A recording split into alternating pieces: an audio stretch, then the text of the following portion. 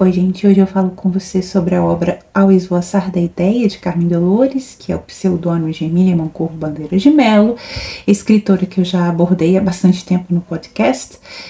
Nós vamos ler uma obra dela no nosso Clube do Livro podcast, né, Clássica Sem Clássica, é uma obra que eu já abordei no podcast, que eu gostaria de discutir com vocês, porque eu não sei se minha opinião mudou sobre essa obra, minha leitura, enfim.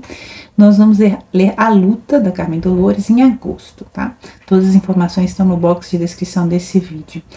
A Luta foi publicada em folhetim em 1909 e em livro em 1911, já póstumamente. Ao Esvoaçar da Ideia é uma coletânea de crônicas, né? A Carmen Dolores ficou mais conhecida pelas crônicas que ela publicou, especialmente no jornal O País. E Ao Esvoaçar da Ideia reúne, então, crônicas que ela publicou entre 1905 e 1910. O livro em si, a coletânea em si, foi publicada em 1910 e reúne cerca de 39 crônicas sobre temas diversos. Nós temos aí ela comentando sobre literatura, livros publicados, revistas a serem publicadas. Ela tem um foco no Coelho Neto, né? Era muito amiga dele. Teatro, exposição de arte, algumas fofocas aí em relação a atores, atrizes, enfim. Ela é bastante ferina, tem uma ironia bastante fina, né? Por isso que eu quero mostrar essas obras. Tenho falado dela aqui, outras obras dela aqui em outros vídeos, né? E obras sobre ela, enfim, para dar um contexto da escrita dela em geral, né? Para que vocês não fiquem limitados aí ao romance. Então nós temos crônicas também que vão fazer uma crítica social, enfim, uma crítica de costumes. A Carmen Dolores era uma tradicionalista, ela criticava de forma bastante ferina o que ela via como empréstimos do Brasil aos Estados Unidos, ou como americanismos, né? Essa adoção de o que ela via como modernismos culturais. Ela via com bons olhos a cultura francesa em oposição a esses modernismos da cultura americana, enfim. Eu vou trazer como foco aqui desse vídeo as crônicas reunidas nessa obra Ao Esvoaçar da Ideia, que vão girar em torno do divórcio, porque ela foi uma grande defensora da instituição do direito ao divórcio pleno no Brasil. Vamos lembrar que nessa época havia o direito à separação de corpos e bens, o famoso desquite, mas as pessoas separadas não podiam se casar novamente. Então não era um divórcio pleno, não podiam se casar novamente, não podiam constituir família legalmente, né? E a Carmen Dolores, assim como muitas das autoras que vamos ler e já lemos no nosso clube, já abordamos no podcast, era bastante crítica dessa situação de coisas. E então, dessas 39 crônicas reunidas nesse livro, 7 vão se debruçar sobre esse tema do divórcio, né? E eu vou tratar aqui, então, especificamente dessas crônicas, porque esse é um tema que vai ser abordado de uma forma ou de outra em muitos dos livros que nós já lemos no nosso podcast e que vamos ler também no nosso Clube do Livro, no nosso podcast. Um exemplo de livro que a gente vai ler é A Divorciada, da Francisca Clotilde, que tem uma estrutura argumentativa bastante tradicional para argumentar que em casos extremos de moralidade, assim, dentro do casamento, o divórcio seria então a solução moral para a questão. Porque o argumento das pessoas contrárias à instituição do direito ao divórcio pleno era esse, né, que o divórcio era uma imoralidade, que viria destruir a família, destruir o casamento, enfim. E essas autoras vão dizer que não, que imoralidade é a situação tal como estava, e o divórcio seria a solução dessa imoralidade. Então elas invertem a argumentação. Enquanto a Francisca Clotilde, no romance A Divorciada, que a gente vai ler em novembro, no nosso clube de leitura, faz uma estrutura muito conservadora, porque ela não quer chocar o leitor que é contrário ao divórcio, ela quer simplesmente mostrar para ele, olha, e nessa situação aqui, o que você faria? Que é uma situação extrema, que ela coloca a personagem dela, Nazaré. A Carmen Dolores já vai ser bastante irônica, bastante direta na sua argumentação. Uma outra autora desse tempo, que inclusive era bastante fã da Carmen Dolores, é a Andradina de Oliveira, que eu já mencionei em podcast, também já falei sobre o livro dela, aqui especificamente o livro Divórcio, né, interrogação, que é um livro de 1912 da Andradina, que ela dedica a Carmen Dolores e que é um livro ficcional, né, de contos em formato epistolar. O vídeo está aí, vocês podem assistir. A Andradina também tem uma argumentação bastante firme e direta, mas de todas elas, a Carmen Dolores é aquela que coloca a cara a bater, né? Aquela mais direta e fala, olha, eu penso assim por causa disso, presta atenção. Então eu vou falar aqui dessas crônicas, centrar o meu vídeo nessas crônicas que vão ser o tema aí das nossas leituras de Clube do Livro.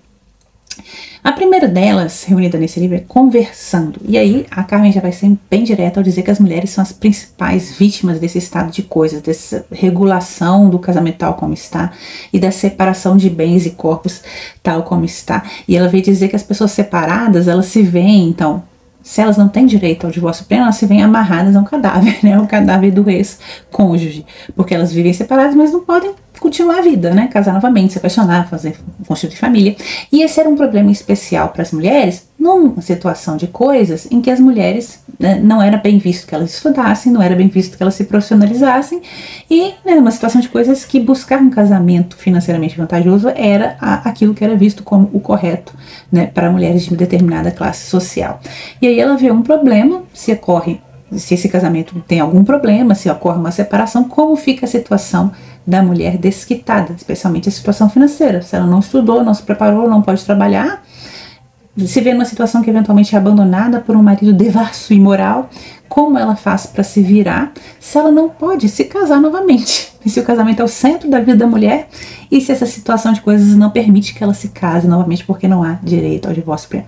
Veja que a Carmen Dolores está pensando diretamente na situação da mulher.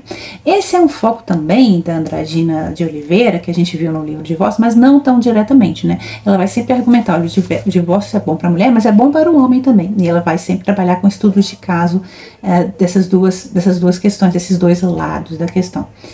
E a Carmen Dolores já vai centrar o foco na mulher, que ela vê como a mais prejudicada dessa situação de coisas. A Andradina vai ver a questão do divórcio, como a gente viu, ligada também à questão da profissionalização e da educação da mulher. Mas a Carmen Dolores vai fazer isso muito mais diretamente. Eu vou citar aqui um trecho, né, da crônica Conversando. Se o divórcio é um monstro, né, porque pessoas que eram contrárias ao divórcio pleno diziam que era um monstro, era uma imoralidade completa, ia acabar com a família, ia acabar com o casamento. E aí a Carmen Dolores vem dizer, se o divórcio é um monstro, esse monstro não nasceu da corrupção dos homens, vem de muito mais longe. E aqui ela vai atacar os principais opositores do direito ao divórcio, que naquele tempo ela via como sendo os católicos e os defensores da ideologia do positivismo. E ela vem dizer, a questão, esse monstro vem de muito mais longe, vem da própria Bíblia. Olha o que ela está falando. Onde a indissolubilidade do casamento não representa o mínimo valor. Efetivamente, os velhos e santos patriarcas de olho no céu repudiavam outrora uma esposa como se repudia hoje uma roupa que já não assenta mais no corpo. Ou então reuniam sob a mesma tenda diversas eleitas, nas promiscuidades da poligamia autorizada pelo Deus de Abraão, Jacó e outros.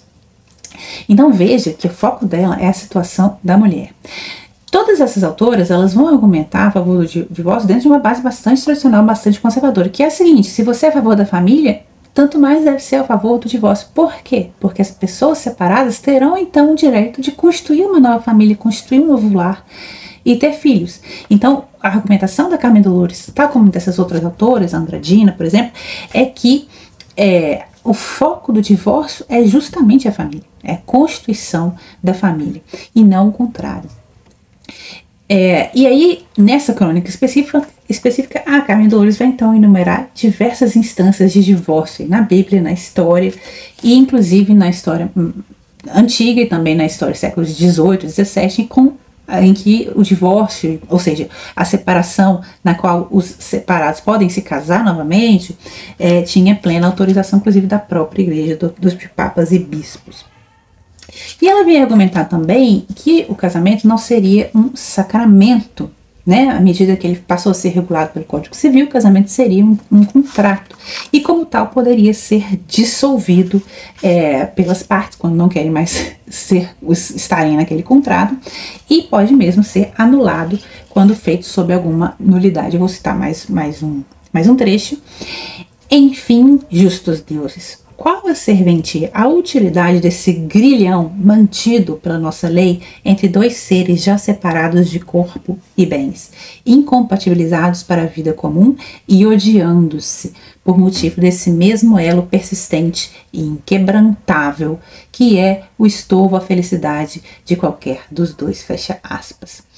E aí ela vem dizer aquela situação que eu já venho citando há vários vídeos, que, ok, os separados não podiam se casar, mas o homem podia constituir nova família Isso era feita vista grossa pela sociedade, poderia firmar uniões ilegais, segundo a Carmen Dolores, e ter filhos, e a sociedade vai fechar os olhos sobre essa imoralidade, né? Porque afinal ele continua, né, separado, mas casado com a ex-esposa.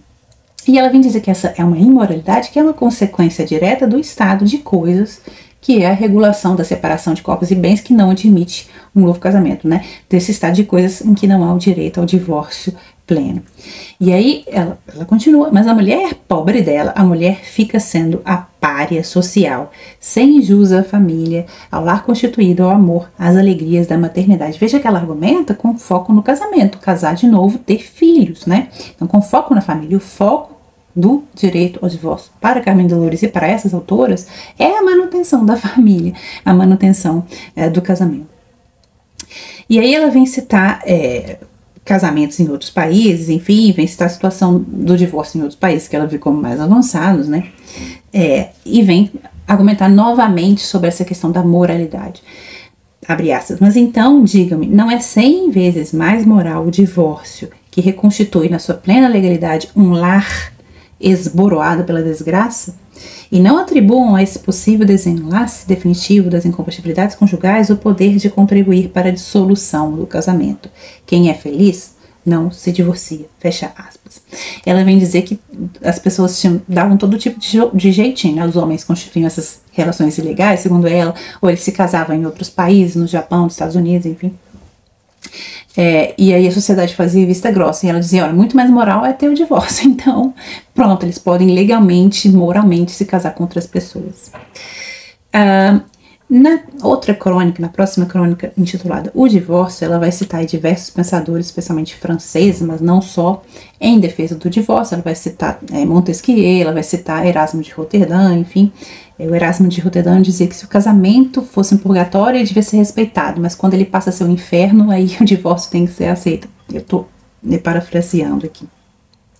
E ela vem novamente argumentar que essa é uma questão de direito e não de religião, né? Uma questão de direito civil e não de religião. E aí ela vem dizer para essas pessoas que argumentam com religião nessa questão civil, abre aspas, Deus é muito grande para que o façam intervir na discussão como uma peça de xadrez. Não é assim? Fecha aspas. Então vocês estão usando Deus em vão, né? Basicamente é isso que ela está dizendo. E mais uma argumentação que eu acho interessante que ela vai fazer é que ela está dizendo, ora, vocês estão dizendo aí que o divórcio vai acabar com a família, vai acabar com o casamento. Esses efeitos já são causados pela própria separação de corpos e bens. É a separação de corpos e bens que causa isso. Então, assim, não vai ser o divórcio vai arrumar uma bagunça que foi criada ali por esse casamento desventurado. E ela vai dizer, abre aspas, que isso representa uma desgraça, ou seja, que a pessoa se separe, enfim. Ninguém duvida, ai de nós. Mais uma vez, essas pensadoras, elas não estão falando, galera, vamos nos divorciar aí, nada de casamento, nada, não. Elas estão falando o contrário. Em casos extremos é que as pessoas têm que ter o direito aí, né, de se separar plenamente e formar novas famílias com outras pessoas, enfim. Então, o que ela vai dizer é que isso, que a separação representa uma desgraça, ninguém duvida, ai de nós. Mas essa desgraça tanto existe no divórcio como na separação, segundo a lei atual. Com uma única diferença, que o divórcio, libertando os dois esposos, consente a ambos a reconstituição do seu destino. E ela vem criticar mais uma vez essa lei, né, que fica a meio termo, né, a pessoa fica separada, mas ao mesmo tempo fica ligada ao ex-cônjuge para sempre, né? Então, não é quase como uma pessoa viúva que não pode casar novamente, né? Então, ela vem dizer, é uma lei covarde sem a coragem de decretar que o casamento não pode ser quebrado, nem tampouco a audácia de dissolvê-lo de vez. Então fica ali em cima do muro. E aí ela vem dizer, virar essa questão da imoralidade, né? Não é o divórcio que é imoral, é essa situação bizarra da separação de corpos e bens.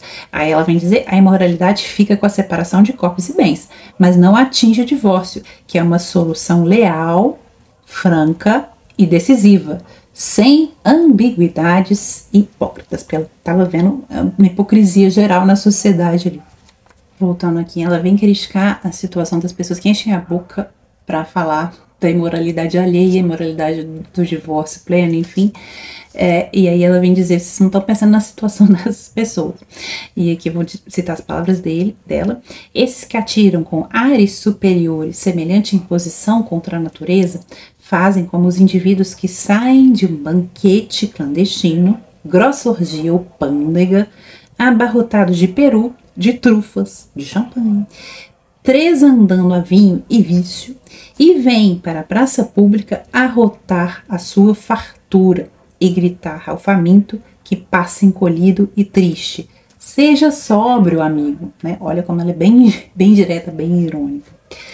E vem, né, criticar essas pessoas que usam, desse argumento, que usam o nome de Deus em vão, né, que usam o nome de Deus para apoiar o que ela está vendo como uma série de imoralidades e hipocrisias da sociedade. E aí ela vem dizer que a lei vai traçar um círculo vicioso de ferro ao redor das pessoas separadas, especialmente a mulher, e vai dizer, ó, daqui você não vai sair mais. Na próxima crônica, um absurdo, ela vem criticar esse furor de amarrar aqueles que querem se desamarrar, né?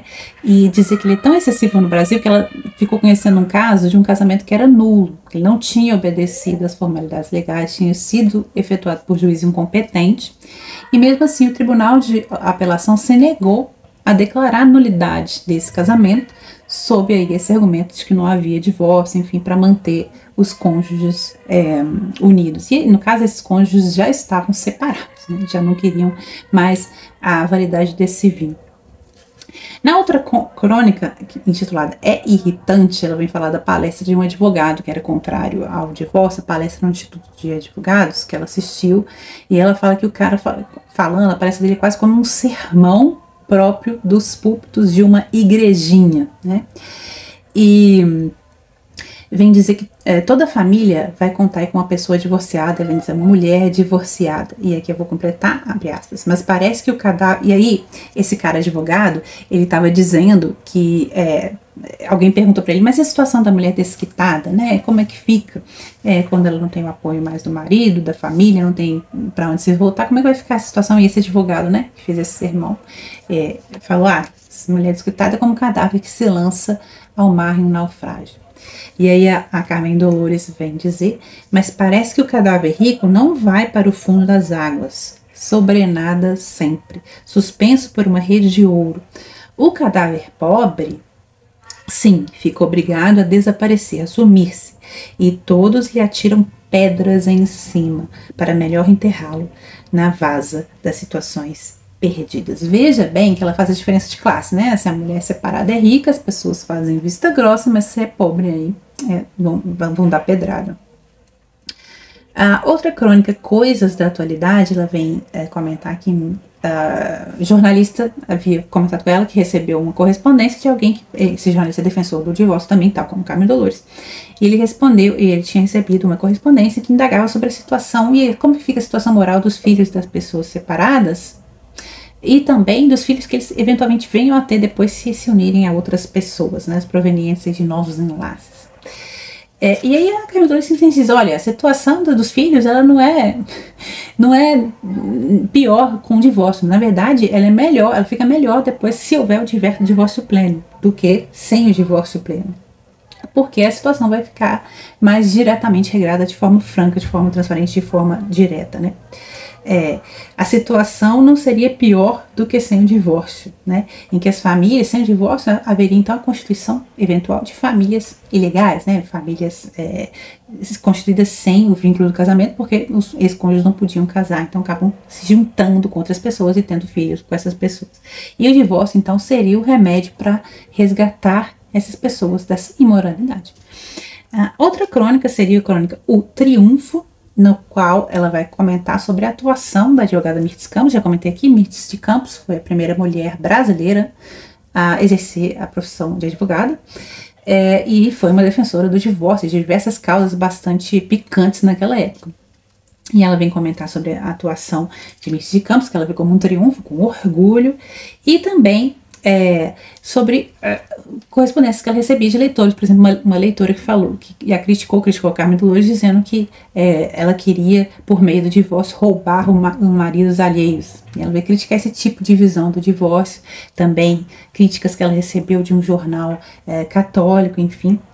E o que ela vem dizer, eu estou discutindo o divórcio como um problema jurídico-social, isso não é um problema de religião, porque a pessoa realmente católica, a pessoa realmente feliz no casamento, ela não vai se usar desse meio, que é um meio só para casos extremos, para evitar maiores sofrimentos, maiores imoralidades.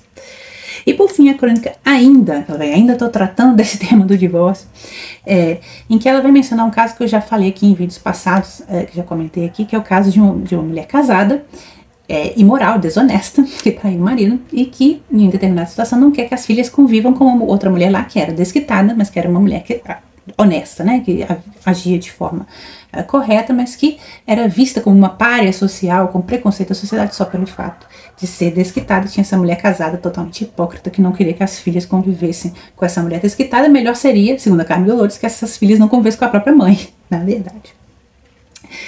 E aí eu vou citar só porque a esta, né, a mulher desquitada, faltava o que ela, a mulher casada, tinha: uma fachada marital para servir de resguardo contra a opinião pública. Aqui ela vem tratar da situação de preconceito social vivido pela mulher desquitada, que o homem desquitado não vivia tanto. Então são esses os temas que a Carmen aborda, justamente a defesa do divórcio, tendo em vista a situação precária da mulher naquele tempo, né? E tendo em vista a centralidade do casamento para a vida da mulher naquele tempo. Bom, esses são os meus comentários sobre esse livro e essas crônicas. Espero que tenham gostado e espero que se animem a participar da nossa leitura conjunta de A Luta de Carmen Dolores em agosto, no nosso clube de leitura. Todas as informações vocês encontram no box de informações desse vídeo. É isso, eu vejo vocês no próximo vídeo, no próximo livro.